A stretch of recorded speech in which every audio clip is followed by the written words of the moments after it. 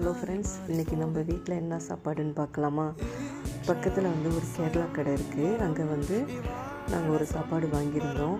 ஒரு ஆம்லெட் கொடுத்துருந்தாங்க, 2 மத்தி மீன் வறுவல் கொடுத்துருந்தாங்க. இது கூடவே பார்த்திங்கன்னா மேலே ஒரு அப்பளம் வச்சுருந்தாங்க. அது ஃபுல்லாக அதோடையே ஊறி போயிடுச்சு.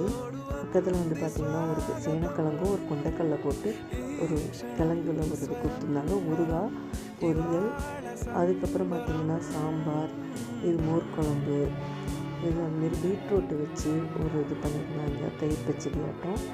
நெக்ஸ்ட்டு பார்த்திங்கனாக்கா ஒரு குழம்பு, பாயாசம் இவ்வளவும் கொடுத்துருந்தாங்க. ஆனால் மட்டை அரிசியில் இந்த சாதம் செஞ்சுருந்தாங்க. எனக்கு ஒரு நாள் வாங்கி சாப்பிடலாம், நல்லா தான் இருந்தது.